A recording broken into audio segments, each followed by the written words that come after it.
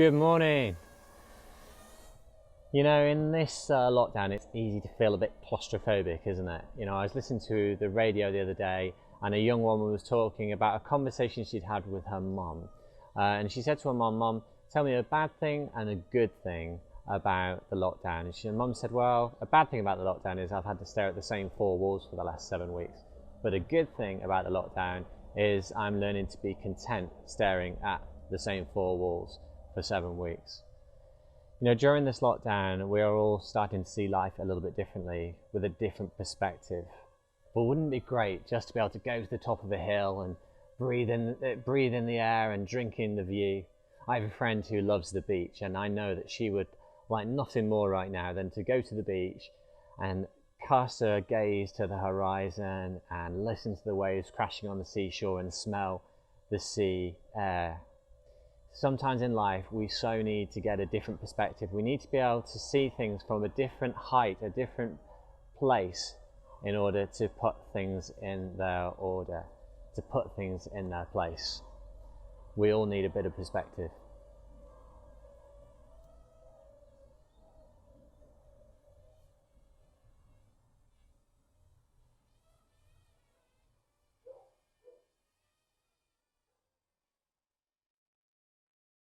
In the same way, we always need to get a bigger perspective on the Bible. We need to see the writings of the Bible in their original context, in the setting where they were written. Otherwise, we can really easily misunderstand what it's all about.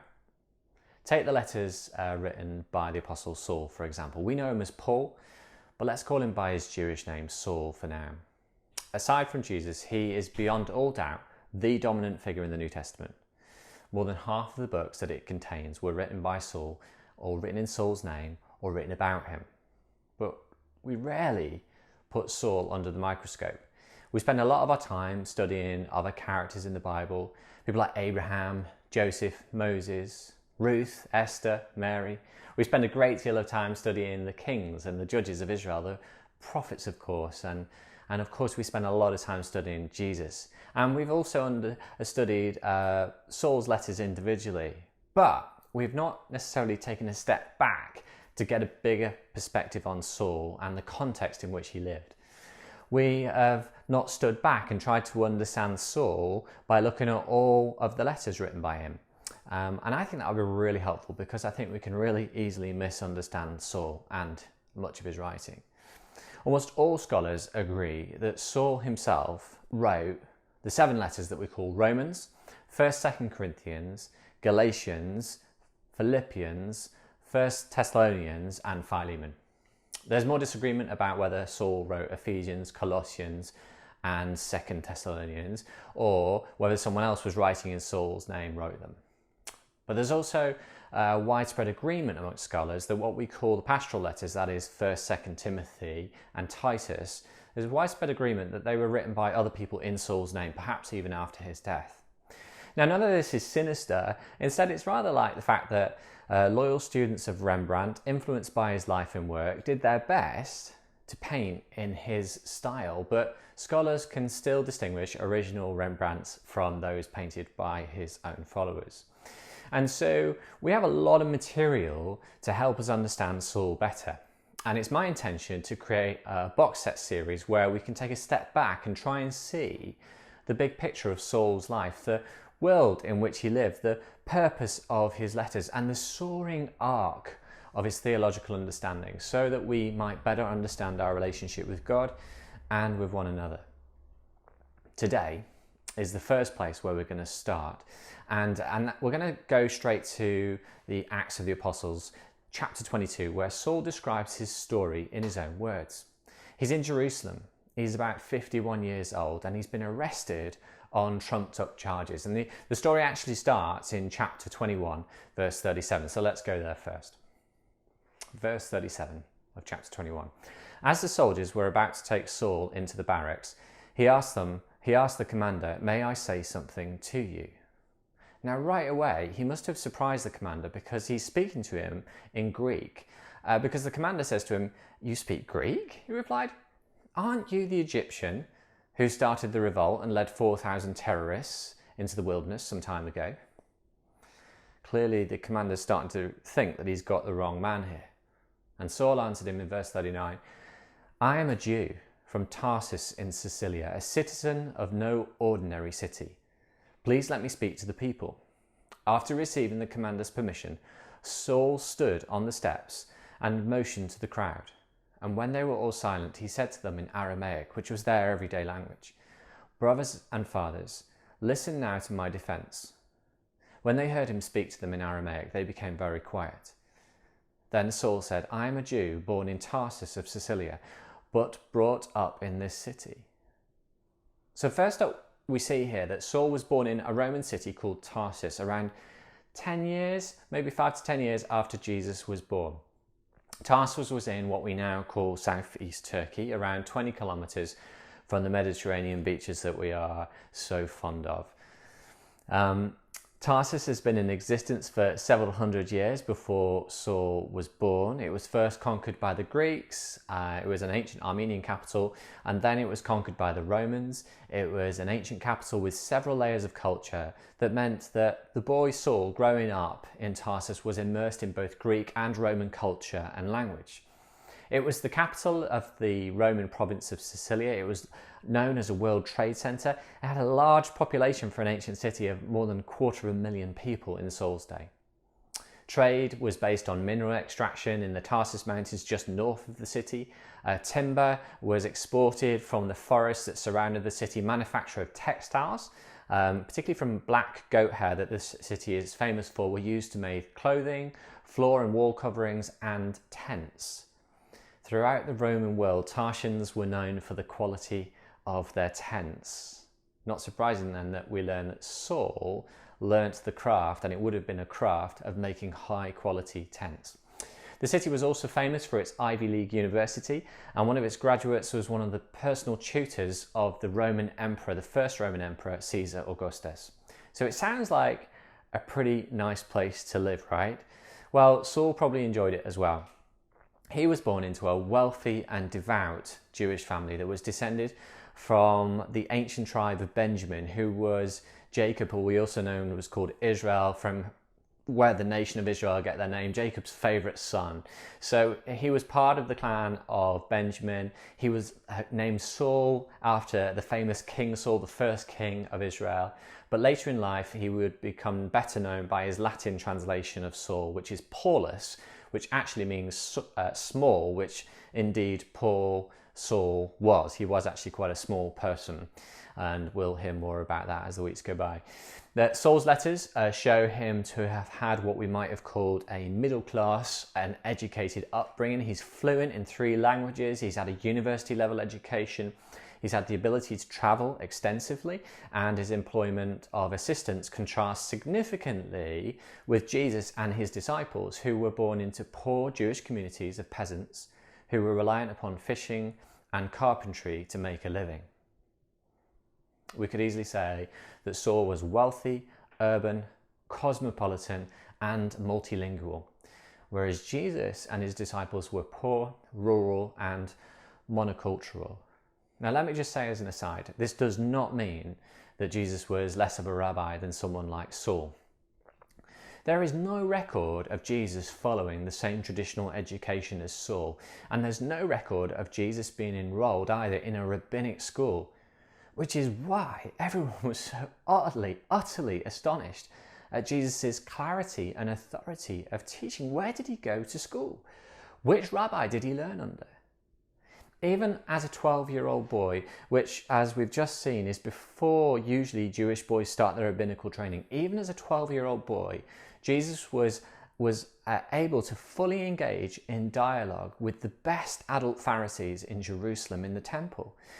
Quickly looking at Luke 2:46. After 3 days, they found him, that is, Jesus' parents found him in the temple courts. He's 12 years old, sitting amongst the teachers, listening to them and asking questions, which was the normal way in which Pharisees interacted with one another. It was a question and answer way of understanding the law. Everyone who heard him, it says in verse 47, was utterly astonished, amazed at his understanding and his answers. This wasn't a curious boy. This was a boy, 12-year-old boy, interacting with Pharisees, the best Pharisees, at their own level. That Jesus was more than Saul's equal as a teacher, with no formal rabbinic education, demonstrates what an extraordinary person he really was. Back to Saul's family background, and all of this is not to say that Saul lived in a comfortable middle-class lifestyle. He says in his letter to the Philippians, chapter 4, verse 11, "I am not saying this because I am in need, for I have learned to be content, whatever the circumstances. I know what it is to be in need, and I know what it is to have plenty. I've learned the secret of being content in any and every situation, whether well-fed or hungry, whether living in plenty or in want." Let's carry on with Saul's story in Acts 22. He said, "I studied under Gamaliel and was thoroughly trained in the law of our ancestors. I was just as zealous for God as any of you are here today." Remember, he's talking to a crowd of strict Jews. In the preceding verse, Saul says that he was born in Tarsus but raised in Jerusalem. And in all likelihood, he would have moved to Jerusalem from Tarsus when he was 13 years old to continue his education. In Saul's day, there were three main denominations, we might call them denominations, within Judaism: the Pharisees, the Sadducees, and the Essenes. Of these three, the Essenes were the most strict and austere, living like monks of the Catholic Church would do centuries later. Like monks, they took responsibility for feeding and educating the poorest and the most vulnerable people in their society. The Sadducees were wealthy and powerful in Jewish society. They were the elite. They held the major political, legal, religious, and cultural positions of power. They really were Jews in name only, and were notable for not believing in anything supernatural like angels or life after death. And maybe that's because life was just so comfortable for them in the present, they didn't feel the need to invest in that. The Pharisees, the third group, were the largest denomination of Judaism, and they were known for their dedication to keeping the law of Moses.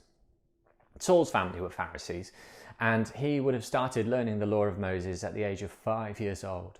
By the age of 13, he was ready to start his rabbinical training in the Hillel School of Jerusalem, led by the top Pharisee Gamaliel, one of the greatest rabbinical teachers of Saul's time. This school taught its students traditional Hebrew law and ethics, and could only be attended by the very best students of Saul's day. It was like the Oxford or Cambridge of their day. So Saul received a high-quality, balanced education of Jewish law and ethics, but also he was taught Greek and Roman classical literature, philosophy and ethics as well, which is why he was so good at engaging with people who weren't Jews. So let's return to Paul's description of his story again.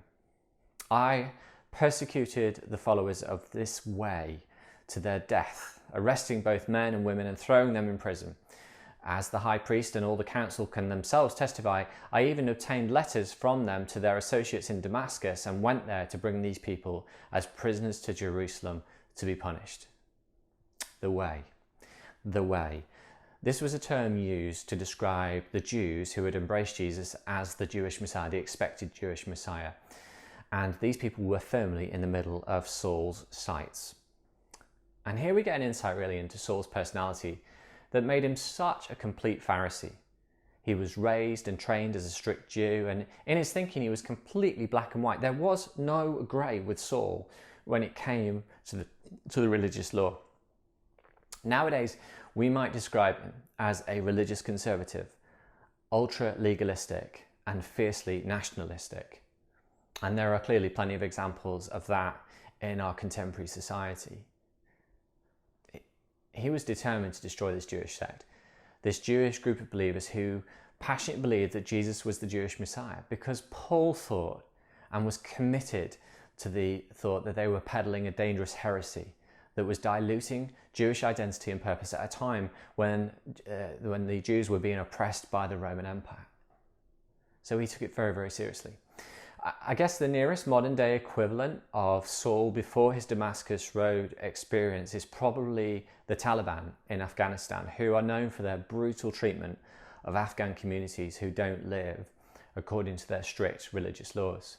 So we are familiar with people like the pre-Damascus Road Saul.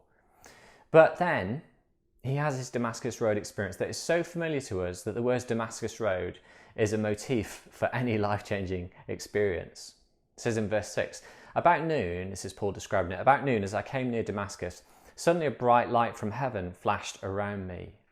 I fell to the ground and I heard a voice say to me, Saul, Saul, why do you persecute me? Who are you, Lord? I asked. I am Jesus of Nazareth, who you are persecuting, he replied. My companions saw the light, but they did not understand the voice of him who was speaking to me. What shall I do, Lord? I asked. Get up, the Lord said, and go into Damascus, and there you'll be told all that you've been assigned to do. My companions led me by the hand into Damascus, because the brilliance of the light had blinded me.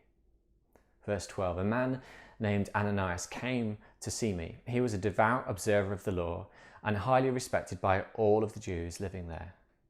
He stood beside me and said, Brother Saul, receive your sight. And at that very moment, I was able to see him. And then he said, the God of our ancestors has chosen you to know his will and to see the righteous one, Jesus, and to hear words from his mouth. You will be his witness to all people of what you've seen and heard. And now what are you waiting for? Get up, be baptized and wash your sins away, calling on his name. When I returned to Jerusalem and was praying at the temple, I fell into a trance and I saw the Lord, Jesus, speaking to me again. Quick, he said, leave Jerusalem immediately because the people here will not accept your testimony about me. Lord, I replied, these people know that I went from one synagogue to another to imprison and to beat those who believe in you. And when the blood of your martyr Stephen was shed, I stood there giving my approval and guarding the clothes of those who were killing him. Then the Lord said to me, go, I will send you far away to the Gentiles, by which he means all of the non-Jews, the rest of the world basically. Historians, theologians and psychologists have been arguing for years about the nature of these encounters with Jesus. Was it psychological or physical? Or was it literally a blinding light or a physical person, or did Saul experience it all internally? And the answer really matters little, because what is indisputable is the outcome. Whatever happened on the road and afterwards, Saul was utterly transformed by it, utterly transformed. He describes his experience as a bright light in this account, but in Galatians 1:16, Saul said that God was pleased to reveal his Son to me. And in 1 Corinthians 9:1, Saul says that he saw the risen Lord. And in 1 Corinthians 15:7-8, Saul describes how the resurrected Jesus first appeared to James, then to all the apostles, and last of all, he appeared to Saul himself. As one abnormally born, he described himself. So Saul clearly claims to have encountered Jesus personally on a repeated basis, and that it was this experience that had transformed him. Saul was not transformed by a conversation with the apostles. He wasn't persuaded by a clear presentation of the facts for and against the resurrection of Jesus or anything else like that. It seems that Saul's transformation had nothing to do with other people. He writes in Galatians 1:16, this is the Message translation, a little bit more everyday English. Immediately after my calling, without consulting anyone around me and without going up to Jerusalem to confer with those who were apostles long before I was, I got away to Arabia. And later I returned to Damascus, but it was 3 years before I went to Jerusalem to compare stories with Peter. I was there only 15 days, but what days they were. What days they were. 2 men, Peter and Paul, Peter and Saul, previously enemies, but brought together by their common experience of Jesus. Just take for a moment just to reflect on if and when you have encountered Jesus. What was it like? You know, the nature of our encounters with Jesus will always be different from each other. So it doesn't matter how dramatic or undramatic the encounter was. But when was it? What did it feel like? How did it affect you?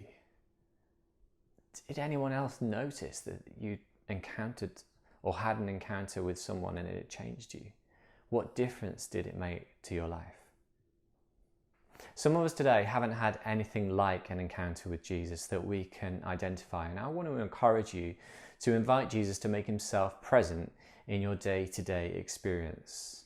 It doesn't matter what the experience is. Don't try and define the experience by perhaps what other people tell you. Don't define what it should be. Just invite Jesus to show himself to you in a way that would be really meaningful to you. And that's going to be different for all of us. I want to encourage you to more earnestly pray that your family and friends would have encounters with Jesus in these next few weeks of lockdown. Wouldn't it be something if your family or your friends, maybe one member of your family or a friend or a neighbour or a colleague, actually started to tell you about their spontaneous encounters with Jesus? I wonder if you've ever asked Jesus to do that, to make himself present and reveal himself to your family and friends without you ever saying anything. Maybe now would be a great time to do that.